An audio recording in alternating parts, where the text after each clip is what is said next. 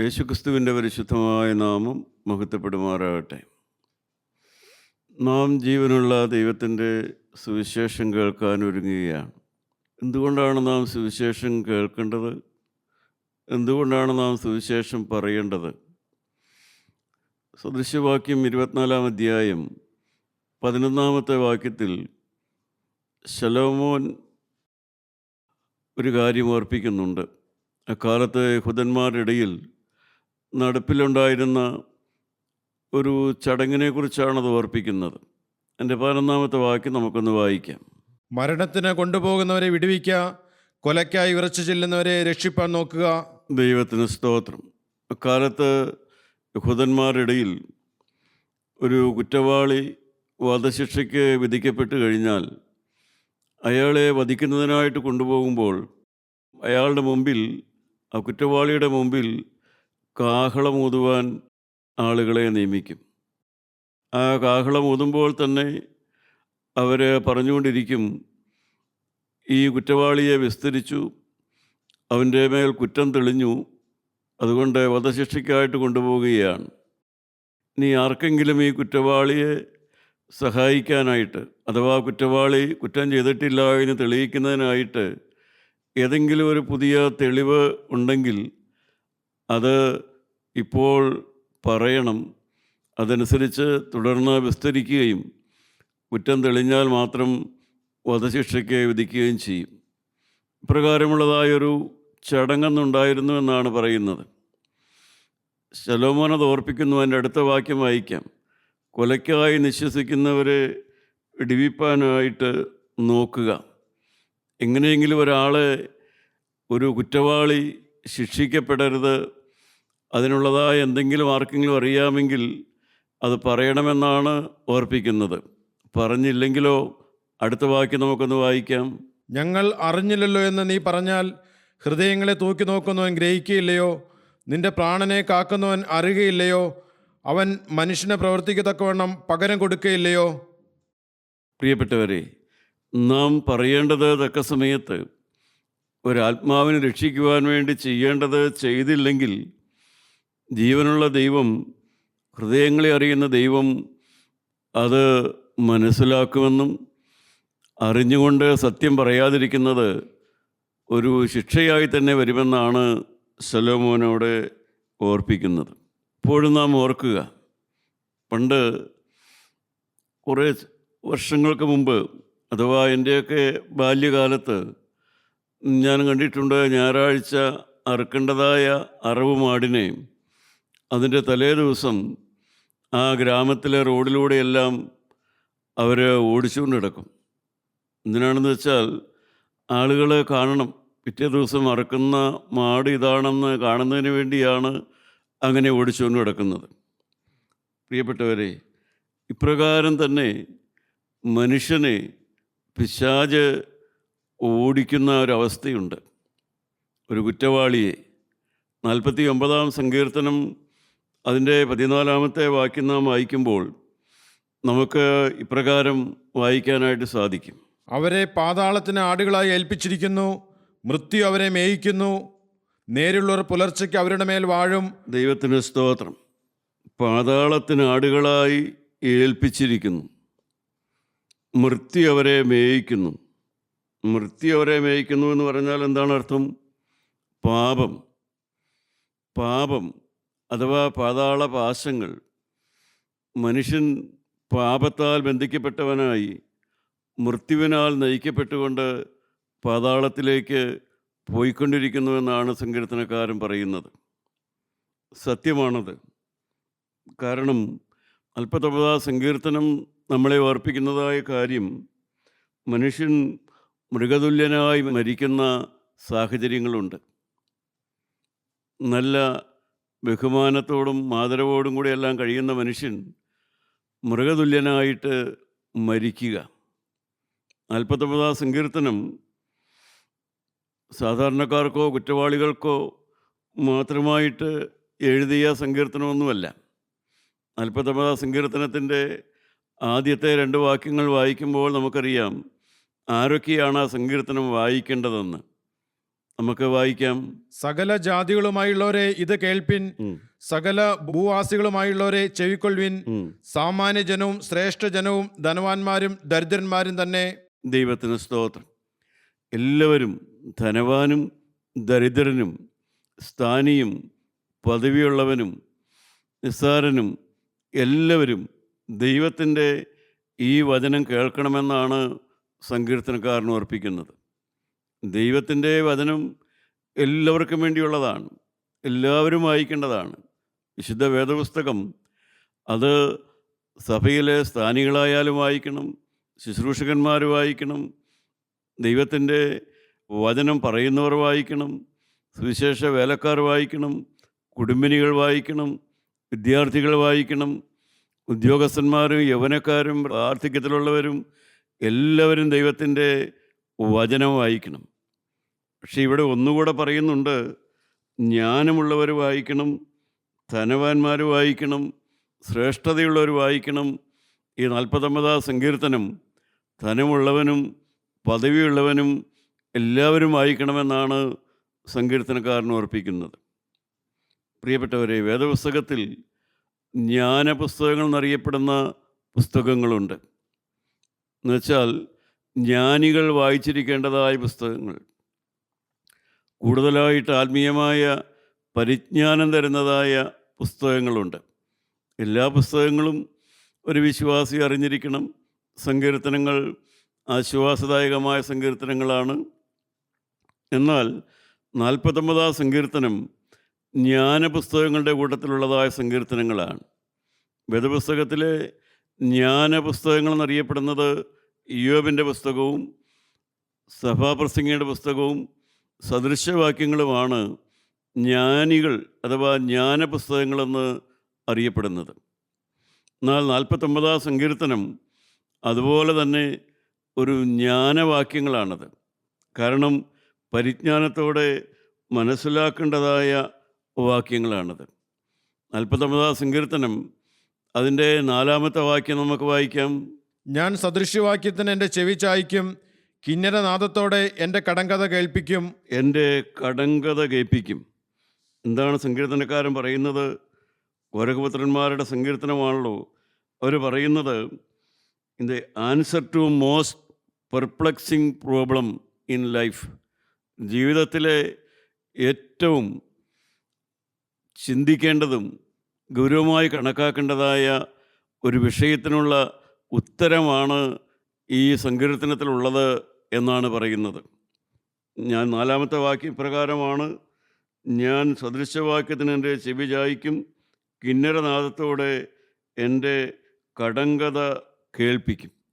കടങ്കഥ എന്നവിടെ പറയുന്നത് ഏറ്റവും ജ്ഞാനമുള്ളതായൊരു വചനം.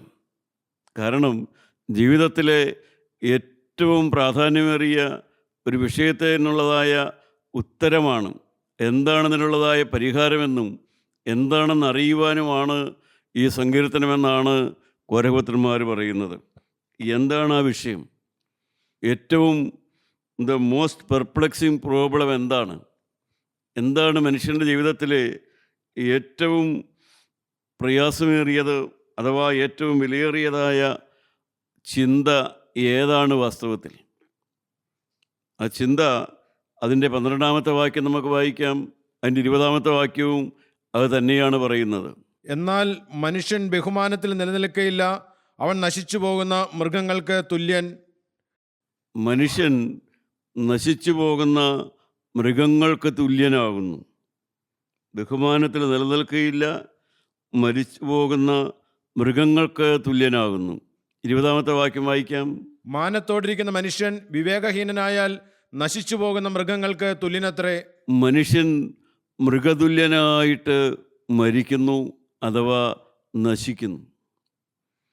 ഈ ഭൂമിയിൽ ജീവിച്ച കാലത്ത് പദവിയുണ്ടായിരുന്നു, സ്ഥാനമുണ്ടായിരുന്നു, മാനമുണ്ടായിരുന്നു, എല്ലാ അധികാരങ്ങളുണ്ടായിരുന്നു. പക്ഷേ മരണസമയത്തേക്ക് വരുമ്പോൾ അവൻ മാനമില്ലാത്തവനായിട്ട് മരിക്കുന്നു, ഏറ്റവും ഹീനനായിട്ട് മരിക്കുന്നു.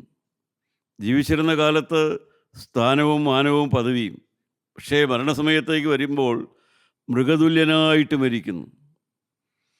എന്നാൽ മറ്റൊരു തരത്തിലുള്ളതായ മരണമുണ്ട്. അത് നമുക്ക് പിന്നീട് ചിന്തിക്കാം.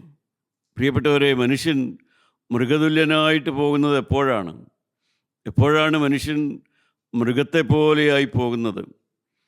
22-ാം സങ്കീർത്തനം നാം വായിക്കുമ്പോൾ മനുഷ്യൻ മൃഗതുല്യനായിട്ട് തീരുന്ന സന്ദർഭം അവിടെ നമുക്ക് വായിക്കാൻ സാധിക്കും. 22-ാം സങ്കീർത്തനം 12-ാമത്തെ വാക്യം. അനേകം കാളകൾ എന്നെ വളഞ്ഞു, ബാശാൻ കൂറ്റന്മാർ എന്നെ ചുറ്റിയിരിക്കുന്നു. ദൈവത്തിന് സ്തോത്രം. ഇത് ആരെക്കുറിച്ചാണ് പറയുന്നത്? ദാവീദിൻ്റെ സങ്കീർത്തനമാണ്. നമ്മുടെ കർത്താവായ യേശുവിൻ്റെ ക്രൂശ് മരണത്തെ, അതിനെക്കുറിച്ചുള്ളതായ ദാവീദിൻ്റെ പ്രവചന സങ്കീർത്തനമാണ് 22-ാം സങ്കീർത്തനം. കർത്താവിൻ്റെ ക്രൂശ് മരണം നിങ്ങൾ ഓർക്കുന്നുണ്ടല്ലോ. ആരെല്ലാമാണ് കർത്താവിനെ ക്രൂശിക്കണമെന്ന് നിർബന്ധം പിടിച്ചത്? അക്കാലത്തെ മഹാപുരോഹിതന്മാർ, പുരോഹിത വർഗം, സഭയിലെ പ്രമാണികൾ, സമൂഹത്തിലെ ഉന്നതന്മാർ, അതുപോലെ തന്നെ സാമാന്യ ജനവും കർത്താവിനെ ക്രൂശിക്കണമെന്നുള്ള കാര്യത്തിൽ ഒരുമിച്ച് കൂടുകയുണ്ടായി. അവരവനെ കുറ്റം വിധിച്ചു, അവനെക്കൊണ്ട് കുരിശ് ചുമപ്പിച്ചു. ഈ പ്രമാണികളും സ്ഥാനികളും എല്ലാവരും കർത്താവിൻ്റെ ചുറ്റും കൂടിയിരുന്നു. ദൃഷ്ടാന്തമായിട്ട്, അഥവാ പ്രവചനാത്മാവിൽ ദാവീദ് പറയുകയാണ്. എന്താണ് ഒന്നുകൂടെ വായിച്ചുക നമുക്ക്? 12-ാമത്തെ വാക്യം. അനേകം കാളകൾ എന്നെ വളഞ്ഞു. ആരാണ് കാളകൾ? അനേകം ബാശാൻ കൂറ്റന്മാരെന്നെ വളഞ്ഞു. എന്താണ് ദൈവത്തിൻ്റെ ആത്മാവ് പറയുന്നു? കർത്താവായ യേശുവിനെ ക്രൂശിക്കാനായി ചുറ്റും കൂടിയതായ സഭയിലെയും സമൂഹത്തിലെയും ഉന്നതന്മാരെ ദൈവാത്മാവ് കാണുന്നത് മൃഗങ്ങളായിട്ടാണ്, മൃഗതുല്യരായിട്ടാണ്. കാളകളായിട്ടും ബാശാൻ കൂറ്റന്മാരുമായിട്ടാണ് അവരെ കാണുന്നത്. കാരണം അവർ ദൈവത്തിനെതിരായിട്ട് നിൽക്കുന്നു, ദൈവത്തിൻ്റെ ഹിതത്തിനെതിരായിട്ട് നിൽക്കുന്നു, ദൈവത്തിൻ്റെ വചനത്തിനവ ദൈവത്തിൻ്റെ പ്രവൃത്തിക്കെതിരായിട്ട് നിൽക്കുന്നതായ അധികാരവർഗത്തെ ആത്മാവ് കാണുന്നത് കാളകൾ അഥവാ മൃഗങ്ങളായിട്ടാണ് കാണുന്നത്. മൃഗതുല്യരെന്നാണ് അവരെ കാണുന്നത്. മറ്റൊന്ന് നാം ഇവിടെ വായിച്ചതാണ്. മാനത്തോടിരിക്കുന്ന മനുഷ്യൻ വിവേകഹീനനായാൽ മരിച്ചു പോകുന്ന മൃഗങ്ങൾക്ക് തുല്യനത്രേ. പ്രിയപ്പെട്ടവരെ, കർത്താവായ യേശുവിൽ നിന്ന് നാം അകന്നു പോകുമ്പോൾ നമ്മുടെ ചിന്തകളും നമ്മുടെ മനോഭാവങ്ങളും എല്ലാം മൃഗതുല്യമായിട്ട് പോവുകയാണ്. മൃഗങ്ങളുടെ ചിന്തയിലേക്ക് അഥവാ മൃഗീയ വാസനയിലേക്ക് മനുഷ്യൻ അധപ്പതിച്ചു പോവുകയാണ്. മനുഷ്യനും മൃഗവും തമ്മിലുള്ള വ്യത്യാസം നിങ്ങൾക്കറിയാമല്ലോ. സ്നേഹിക്കാനോ അല്ലെങ്കിൽ അതുപോലെയുള്ളതായ വിവേകത്തോടെയുള്ളതായ പെരുമാറ്റം മൃഗത്തിനില്ലല്ലോ. മനുഷ്യനും അതുപോലെ തന്നെ അധപ്പതിച്ചു പോകുന്നു. മാനത്തോടിരിക്കുന്ന മനുഷ്യൻ, വലിയ പദവികളിലെല്ലാം ഇരിക്കുന്ന ആളുകൾ, ഉന്നത സ്ഥാനത്തെല്ലാം ഇരിക്കുന്ന ആളുകൾ എത്ര ഹീനമായിട്ട് അധപ്പതിക്കുന്നത് ഇക്കാലത്ത് പോലും നമുക്ക് കാണാൻ സാധിക്കും. അവരുടെ സ്വഭാവത്തിൽ ഹീനത വരുന്നു, കൗശലം വരുന്നു, വഴിവഴുപ്പ് വരുന്നു, വ്യാജം വരുന്നു, കള്ളത്തരം വരുന്നു, വഞ്ചന വരുന്നു. പ്രിയപ്പെട്ടവരെ, മറ്റുള്ളവരുടെ അഭിമാനം കവർന്നെടുക്കുന്നു, മറ്റുള്ളവരെ വഞ്ചിക്കുന്നു. അഥവാ ഈ ഭൂമിയിൽ മാന്യനായിട്ടാണ് ജീവിക്കുന്നതെങ്കിലും അവരുടെ മുന്നോട്ടുള്ള ഗതി നോക്കിയാൽ അവസാനത്തോടടുക്കുമ്പോൾ അവർ മാനഹീനരായിട്ട് തീരുകയാണ് ചെയ്യുന്നത്. വേറെ ചിലരുണ്ട്, അവരെ ഭൂമിയിൽ ജീവിക്കുമ്പോഴെല്ലാം ഉന്നതന്മാരാണ്, പദവിയുണ്ട്, ഇതുപോലെ വചനം പറയുന്നവരായിരിക്കും. അതേ ആ വചനം പറയാൻ വേണ്ടി ക്രമീകരണങ്ങളെല്ലാം ചെയ്യുന്നവരായിരിക്കും. പക്ഷേ അവർ ആത്മാവിൽ വീണ്ടെടുപ്പ് പ്രാപിച്ചിട്ടില്ല, ആത്മാവ് ജീവനിലേക്ക് വന്നിട്ടില്ല. അവരെക്കുറിച്ചാണ് പറയുന്നത്. എന്നാൽ മാനത്തിൽ നിലനിൽക്കുകയില്ല, അവൻ നശിച്ചു പോകുന്ന മൃഗങ്ങൾക്ക് തുല്യനത്രേ. സഹോദരീ സഹോദരന്മാരെ, നാം എന്താണ് വായിച്ചത്? മനുഷ്യൻ എപ്പോഴെല്ലാമാണ് മൃഗതുല്യനായിട്ട് പോകുന്നത്? അവൻ ദൈവത്തിൽ നകലുന്നു, സുവിശേഷത്തിൽ നകലുന്നു, വചനത്തിന് വിരുദ്ധനാകുന്നു, വചനത്തോട് പ്രിയമില്ലാത്തവനാകുന്നു. രണ്ടാമത്, അവൻ എല്ലാ പദവിയും അവൻ്റെ സ്വാർത്ഥ താല്പര്യത്തിന് വേണ്ടി ദുരുപയോഗം ചെയ്യുന്നു. മരണമെടുക്കുമ്പോൾ അഥവാ അവസാനത്തോടടുക്കുമ്പോൾ അവനൊരു അവനൊരു മാന്യത നഷ്ടപ്പെട്ടു പോകുന്നു. വേറെ ചിലർ പദവികളെല്ലാം അലങ്കരിക്കും, പക്ഷേ മാന്യതയുണ്ടാവില്ല, വിവേകമുണ്ടാവില്ല. മാന്യതയില്ലാതെ മനുഷ്യൻ അസ്തമിച്ചു പോകുന്നു. വേദപുസ്തകം പറയുന്നു, രണ്ട് തരത്തിലുള്ള മരണത്തെക്കുറിച്ച് വേദപുസ്തകം ഓർപ്പിക്കുന്നുണ്ട്. മൃഗതുല്യനായ മരണം, 116 സങ്കീർത്തനം. തൻ്റെ ഭക്തന്മാരുടെ മരണം യഹോവയ്ക്ക് വിലയേറിയതാകുന്നു. ദൈവത്തിന് സ്തോത്രം. മനുഷ്യൻ വിലയേറിയവനായിട്ട് മരിക്കുന്ന അവസ്ഥയുണ്ട്. എന്നാൽ അതേസമയം മനുഷ്യൻ വില കുറഞ്ഞവനായിട്ട്, മൃഗതുല്യനായിട്ട് മരിക്കുന്ന അവസ്ഥയുണ്ട്. ആരാണ് വിലയേറിയതായ മരണം? ആർക്കാണ് വിലയേറിയതായ മരണം? അത് ഈ ലോകത്തിലെ ഉന്നതന്മാർക്കല്ല. ഈ ലോകത്തിലെ പദവിയോ സ്ഥാനമോ വലിയ സ്ഥാനമാനങ്ങളെല്ലാം ലഭിച്ചവരും വിലയേറിയ മരണമല്ല. ദൈവത്തിൻ്റെ മുമ്പാകെ അവരുടെ മരണം വിലയേറിയതാകണമെന്നില്ല. പദവി കൊണ്ട് മാത്രം, അവരുടെ കൈമിടുക്കുകൊണ്ടോ അവർ നേടിയ ജ്ഞാനം കൊണ്ടോ വിദ്യാഭ്യാസം കൊണ്ടോ ഒരു വ്യക്തിയുടെ മരണം വിലയേറിയതാകണമെന്നില്ല. സമൂഹ മാധ്യമങ്ങൾ അങ്ങനെയൊക്കെ പറയും. പക്ഷേ ദൈവത്തിൻ്റെ മുമ്പാകെ മരണം വിലയേറിയതാകുന്നത് വിലയേറിയ വീണ്ടെടുപ്പുള്ളവരുടെ മരണമാണ്. അവൻ സാധാരണക്കാരനായിരിക്കും, പക്ഷേ അവരുടെ ആത്മാവ് കുഞ്ഞാടിൻ്റെ വിലയേറിയ രക്തത്താൽ അവർ വീണ്ടെടുക്കപ്പെട്ടവരായിരിക്കണം, അഥവാ മാനസാന്തരപ്പെട്ടവനായിരിക്കണം. ക്രിസ്തു അവന് വില കൊടുത്ത് മേടിച്ചതായിരിക്കണം. കർത്താവായ യേശുവിൻ്റെ രക്തത്തിനാണ് വിലയേറിയ രക്തമെന്ന് പറയുന്നത്. ആ രക്തം കൊടുത്ത് മേടിച്ചവരുടെ മരണം വിലയേറിയ മരണം തന്നെയാണ്. മൃഗതുല്യനായിട്ടല്ല അവർ മരിക്കുന്നത്. പ്രിയപ്പെട്ടവരെ, ലോകത്തിലെ ധനവാന്മാരുടെ കാര്യം അങ്ങനെ. ധനമുള്ളത് കൊണ്ട് മാത്രം ആരും വിലയേറിയ മരണമുണ്ടാകുന്നില്ല. വിലയേറിയ മരണം വിലയേറിയ രക്തം കൊണ്ട് വീണ്ടെടുക്കപ്പെട്ടവർക്കുള്ളതാണ്. ലോകത്തിലെ മനുഷ്യൻ പല വിധത്തിലായിട്ട് ജീവിച്ചു പോകുന്നു. ആശയ്ക്ക് വകയില്ലാതെ ജീവിക്കുന്ന ഒരു കാലം, ഒരു സമൂഹത്തെയാണ് നാം കാണുന്നത്. മത്തായിയുടെ സുവിശേഷം 9-ാം അധ്യായം നാം വായിക്കുമ്പോൾ, 9-ാം അധ്യായത്തിൽ നമ്മുടെ കരുണയുള്ള കർത്താവ് പറയുന്നുണ്ട്. 36-ാമത്തെ വാക്യം വായിക്കാം.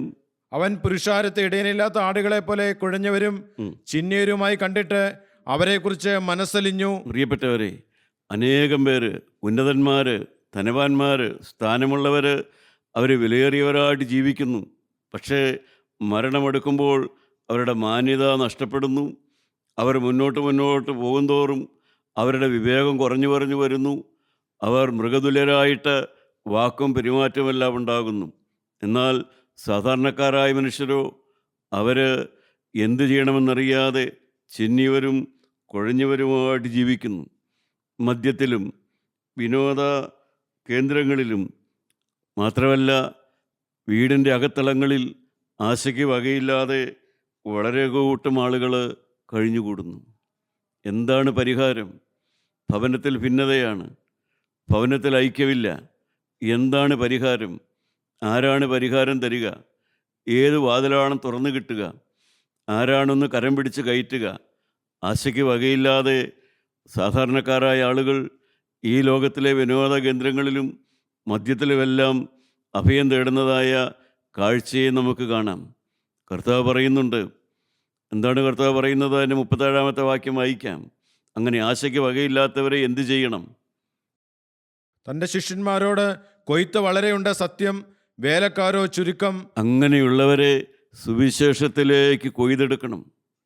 അങ്ങനെ നിസ്സഹായരെ, എന്ത് ആശയ്ക്ക് വകയില്ലാത്തവരെ, എങ്ങനെയാണ് മുന്നോട്ട് പോകേണ്ടതെന്ന് അറിയില്ലാത്തവരെ, എന്താണ് കലഹത്തിന് പരിഹാരം, മദ്യപാനം എങ്ങനെ മാറും, ഈ മൃഗീയ ചിന്ത എങ്ങനെ മാറും, കൊലപാതക വാസന എങ്ങനെ മാറും, നിരാശ എങ്ങനെ മാറും എന്ന് അറിവില്ലാത്തവരോട് സുവിശേഷം പറഞ്ഞ് അവരെ പ്രത്യാശയുള്ളവരാക്കണം. അതുകാരണമാണ് അവിടെ കൊയ്തെടുക്കുക എന്ന് പറയുന്നത്. അതിനാണ് കൊയ്ത്തിൻ്റെ യജമാനനോട് കൊയ്ത്തിന് ആളുകളെ അയക്കണമെന്ന് പറയുന്നു. പ്രിയപ്പെട്ടവരെ, മനുഷ്യനെ കൊയ്തെടുക്കുക എന്ന് കർത്താവിടെ പറയുന്നത് അവനെ സുവിശേഷത്തിലേക്ക് കൊണ്ടുവരിക, ക്രിസ്തുവിലേക്ക് അടുപ്പിക്കുക. അതാണ് നാം ചെയ്യേണ്ടത്. ശലോമോൻ അവിടെ ഓർപ്പിക്കുകയാണ്. ശലോമോൻ പറയുന്നു, കൊലയ്ക്ക് കൊണ്ടുപോകുന്നവർ, മരണത്തിന് കൊണ്ടുപോകുന്നവരെ വിടുവിക്കുക എന്ന് പറയുന്നു. എന്താണ് അതിൻ്റെ പിന്നിലുള്ളതായ ഒരു രാജാവെന്ന നിലയ്ക്ക് ശലോമോൻ്റെ അതിൻ്റെ പിന്നിലുള്ള ആഗ്രഹം എന്താണ്? ഒരു നിരപരാധി പോലും ശിക്ഷിക്കപ്പെടരുത്. ഒരു നിരപരാധി ശിക്ഷിക്കപ്പെടരുത്. അതാണ് രാജാവായ ശലോമോൻ്റെ ആഗ്രഹം. എന്നാൽ നമ്മുടെ കർത്താവിൻ്റെ സുവിശേഷം എന്താണ്? കർത്താവിൻ്റെ ആഗ്രഹം നിരപരാധി ശിക്ഷിക്കപ്പെടരുതെന്ന് ശലോമോൻ പറയുമ്പോൾ കർത്താവിൻ്റെ ആഗ്രഹം എന്താണ്? ഒരു കുറ്റവാളി പോലും ശിക്ഷിക്കപ്പെടരുത്, ഒരു കുറ്റവാളി പോലും നശിച്ചു പോകരുത്.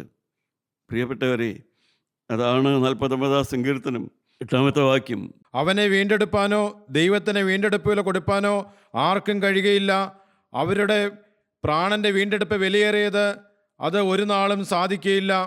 ശലോമോൻ പറയുന്നു ഒരു നിരപരാധി ശിക്ഷിക്കപ്പെടരുതെന്ന്. എന്നാൽ യേശുവിൻ്റെ സുവിശേഷം പഠിപ്പിക്കുന്നു ഒരു കുറ്റവാളി പോലും ശിക്ഷിക്കപ്പെടരുത്. ഈ ലോകത്തിലെ കോടതി തൂക്കിക്കൊല്ലാൻ വിധിച്ച ഒരു കൊലപാതകൻ പോലും നരകത്തിൽ പോകരുത്. അതാണ് യേശുവിൻ്റെ ആഗ്രഹം. അതാണ് യേശുവിൻ്റെ സുവിശേഷം നമുക്ക് തരുന്ന വാഗ്ദത്തം. ലോകം കുറ്റവാളി എന്ന് മുദ്ര കുത്തിയവൻ പോലും കുറ്റവാളിയായി മരിക്കാനിട വരരുത്. റോമാലേഖനം 5-ാം അധ്യായം 8 വാക്യം നമുക്ക് വായിച്ചു നോക്കാം. ക്രിസ്തുവോ നാം പാപികളായിരിക്കുമ്പോൾ തന്നെ നമുക്ക് വേണ്ടി മരിച്ചു. വായിക്കാം നമുക്ക്. ക്രിസ്തുവോ നാം പാപികളായിരിക്കുമ്പോൾ തന്നെ നമുക്ക് വേണ്ടി മരിക്കിയാൽ ദൈവം തനിക്ക് നമ്മോടുള്ള സ്നേഹത്തെ പ്രദർശിപ്പിക്കുന്നു. പ്രിയപ്പെട്ടവരെ, അതാണ് സുവിശേഷം. അതാണ് ലോകനീതിയും സുവിശേഷം തരുന്ന നീതീകരണവും തമ്മിലുള്ള വ്യത്യാസം. ജനത്തെ അത്രമാത്രം സ്നേഹിച്ച സോളമൻ രാജാവ് പറഞ്ഞു ഒരു നിരപരാധി ശിക്ഷിക്കപ്പെടരുത്. അവനെ അവസാനമായി അവനെ വധശലത്തേക്ക് കൊണ്ടുപോകുമ്പോൾ അവൻ്റെ മുമ്പിൽ കാഹളം ഊതിച്ച് വിളിച്ചു പറയും, എന്തെങ്കിലും തെളിവുണ്ടോ? ഈ മനുഷ്യനെ വെറുതെ വിടാൻ എന്തെങ്കിലും തെളിവ് ഹാജരാക്കാനുണ്ടോ? ആർക്കെങ്കിലും എന്തെങ്കിലും ഒരു പുതിയ തെളിവ് പറയാനുണ്ടോ? ഈ മനുഷ്യൻ കുറ്റവാളിയല്ല എന്ന് തെളിയിക്കാൻ കാരണമുണ്ടെങ്കിൽ അറിയിക്കണമെന്നാണ് ശലോമോൻ രാജനീതി. അതാണ്. എന്നാൽ കരുണയുള്ള കർത്താവ് എന്ത് പറയുന്നു? ഒരു കുറ്റവാളി പോലും ശിക്ഷിക്കപ്പെടരുത്. നാമോ പാപികളായിരിക്കുമ്പോൾ തന്നെ ക്രിസ്തു നമുക്ക് വേണ്ടി മരിച്ചു. അടുത്ത വാക്യം കൂടെ നമുക്ക് വായിക്കാം. അവന്റെ രക്തത്താൽ നീതീകരിക്കപ്പെട്ട ശേഷമോ നാം അവനാൽ എത്ര അധികമായി കോപത്തിൽ നിന്ന് രക്ഷിക്കപ്പെടും. പ്രിയപ്പെട്ടവരെ, അതാണ് സുവിശേഷം. ഒരു കുറ്റവാളി പോലും ശിക്ഷിക്കപ്പെടരുത്. ഈ ലോകം കുറ്റം വിധിച്ചവൻ പോലും ശിക്ഷിക്കപ്പെടരുത്, നരകത്തിൽ പോകരുത്. കാരണം അവനെ രക്ഷിക്കണം. അതുകൊണ്ടാണ് യേശു ക്രിസ്തു അവന് വേണ്ടി മരിച്ചു എന്നുള്ളതായ സത്യം ഒരു കുറ്റവാളി അറിയണം.